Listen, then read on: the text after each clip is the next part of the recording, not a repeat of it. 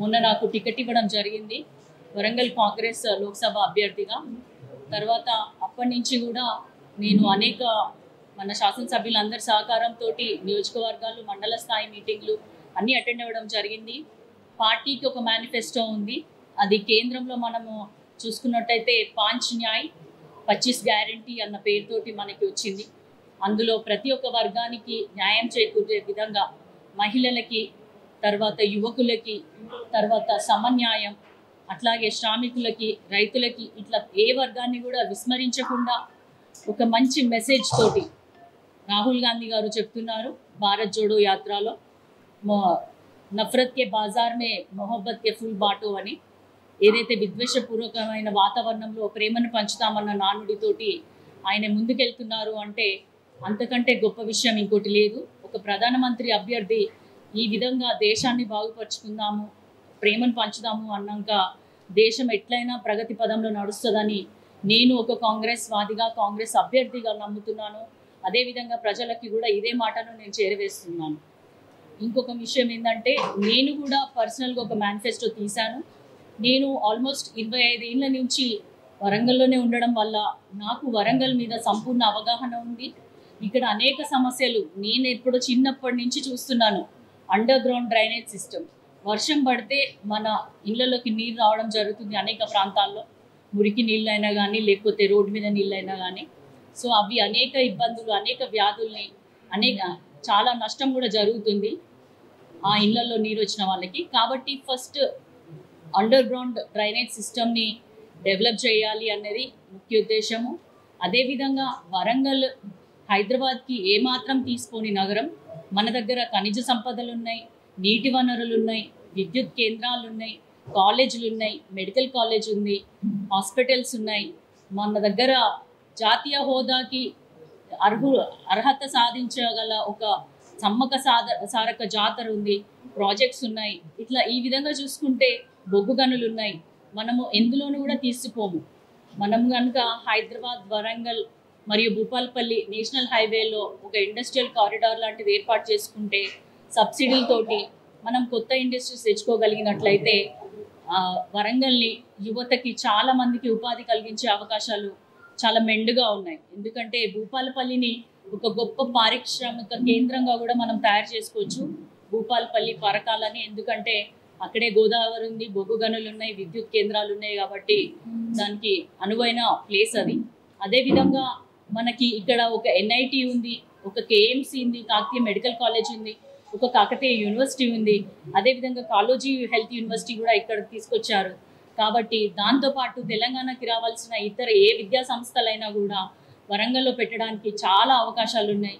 అందులో భాగంగా తెలంగాణకి రావాల్సిన IIM ఏదైతే ఉందో అది వరంగల్కి తేవడానికి నేను ప్రయత్నిస్తాను. తర్వాత మనందరికీ తెలుసు ఇక్కడున్న దేవాదుల ప్రాజెక్టు కానీ, శ్రీరామ్ సాగర్ మొదటి 2వ దశ కానీ, తర్వాత కాకతీయుల రాజుల గొలుసుకట్టు చెరువులు కానీ, ఈ విధంగా చూసుకుంటే మన దగ్గర నీటి సంపద బాగానే ఉంది. అదేవిధంగా మనం దేవాదుల 3వ దశ చేసుకున్నట్టయితే కనుక ఖచ్చితంగా ప్రతి ఎకరానికి కూడా మనం నీరు అందించే విధంగా మన వరంగల్ లోక్సభ పరిధిలో మనకి చాలా అవకాశాలు ఉన్నాయి. ఇవన్నీ కూడా ఒక అభ్యర్థిగా నేను రేపు పొద్దున ఎంపీగా గెలిచినట్లయితే ప్రతిదీ కూడా పరిష్కరించే సమస్యలే ఇవి. ఏవో ఆకాశాలు ఉన్న సమస్యలు ఏం కావు.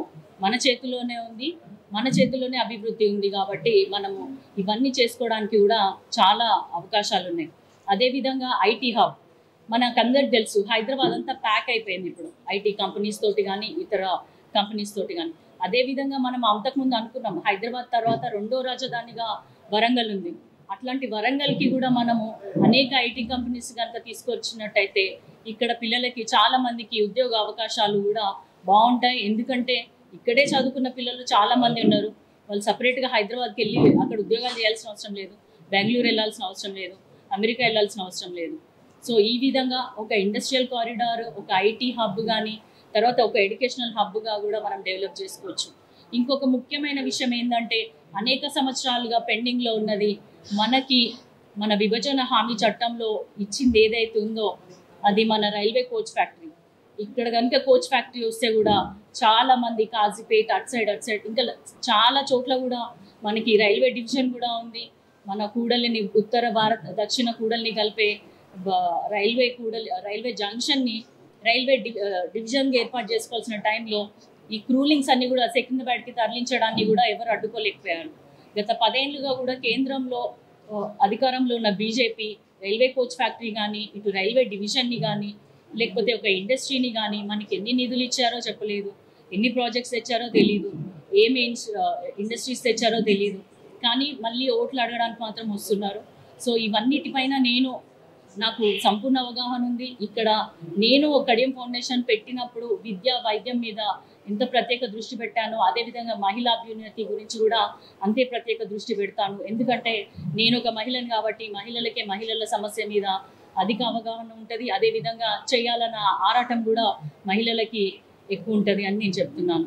ఇంకా మన దగ్గర 24 గంటల కరెంటు సరఫరా కానీ, నీటి సరఫరా కానీ, తాగునీరు కానీ, సాగునీరు కానీ, అట్లాగే ఏదైనా కూడా ఏ సంక్షేమ కార్యక్రమాలైనా మన ప్రభుత్వం నుంచి రావాల్సిన, రాష్ట్రం నుంచి ఉన్న 6 గ్యారంటీలైనా, అటు కేంద్రంలో రాహుల్ గాంధీ గారు ప్రధానమంత్రి వచ్చే 5 న్యాయాలైనా సంపూర్ణంగా ప్రజలకు అందే విధంగా నేను కృషి చేస్తానని తెలియజేసుకుంటున్నాను.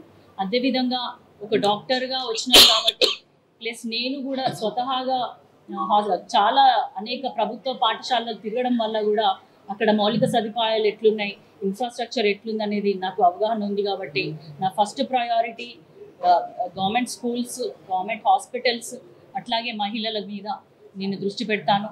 మనకున్న లెదర్ పార్క్ కానీ, టెక్స్టైల్ పార్క్లో కూడా మహిళలకి ఉపాధి కల్పించినట్లయితే, వాళ్ళకు ఒక స్కిల్ డెవలప్మెంట్ ట్రైనింగ్ సెంటర్స్ ఇచ్చినట్టయితే వాళ్ళు స్వతహాగా కూడా స్మాల్ స్కేల్ ఇండస్ట్రీస్ పెట్టుకొని వాళ్ళ సొంతంగా వాళ్ళు ఒక ఇండిపెండెంట్ ఉమెన్గా ఎదగడానికి అవకాశం ఉంది. మహిళగా నేను మహిళల అభ్యున్నతి కోరుకుంటాను.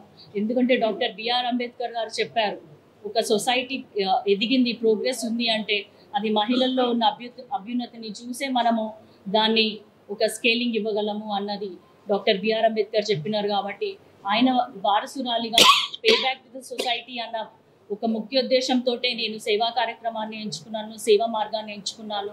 అందులో భాగంగానే నేను వైద్య వృత్తిలో వచ్చాను. చిన్నప్పటి నుంచి రాజకీయ నేపథ్యంలో పుట్టి పెరిగి అదే వాతావరణంలో పెరిగిన దాన్ని కాబట్టి రాజకీయాలు ఎలా ఉంటాయో ప్రత్యక్షంగా చూసినాను. ఇప్పుడు నేను నిలబడ్డాను కాబట్టి ప్రతి దాంట్లో ఎంతో కొంత అవగాహన ఉంది. ఒకవేళ నాకు ఏదైనా తెలియకపోయినా కూడా నేను తెలుసుకొని పనిచేయాలన్న ఆలోచన, తర్వాత ఆ ఆశయం నాలో ఉంది. కాబట్టి మీరందరూ కూడా వరంగల్ లోక్సభ ప్రజలందరూ 35 ఏళ్ల తర్వాత ఒక మహిళకు అవకాశం వచ్చింది.